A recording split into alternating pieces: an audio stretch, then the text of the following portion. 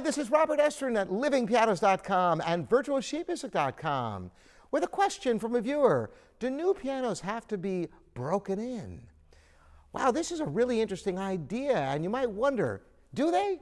Well, yes and no. There is some truth to this.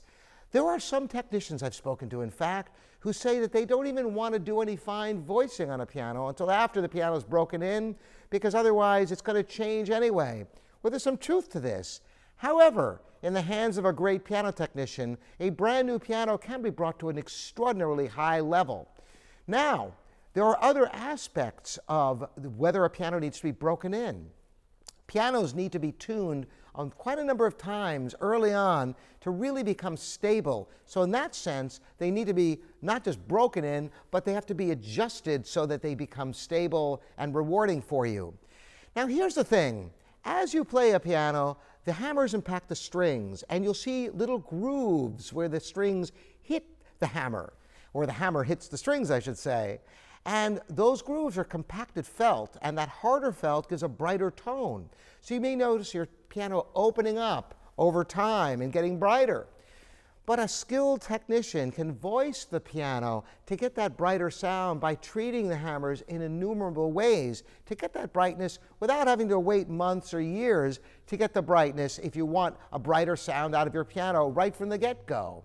So yes, your piano does break in and settle in, and in a perfect world, you work closely with your technician right from the beginning, and yes, indeed, as it breaks in, it will become more stable, and the voicing will last longer for you.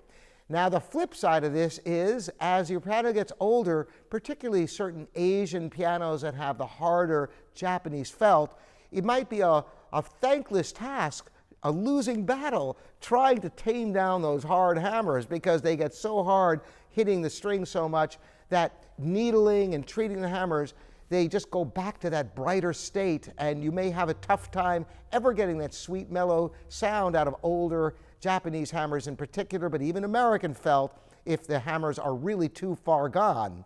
So there's a sweet spot.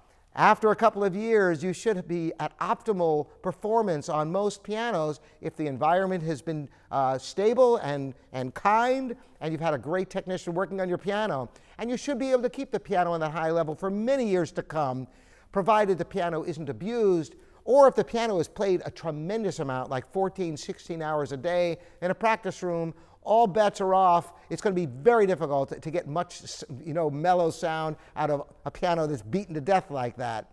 So yes, you must break in your piano and play it and work closely with the technician, getting optimal performance throughout the years. Thanks so much for the great questions. And once again, this is Robert Estrin at livingpianos.com and virtualsheetmusic.com.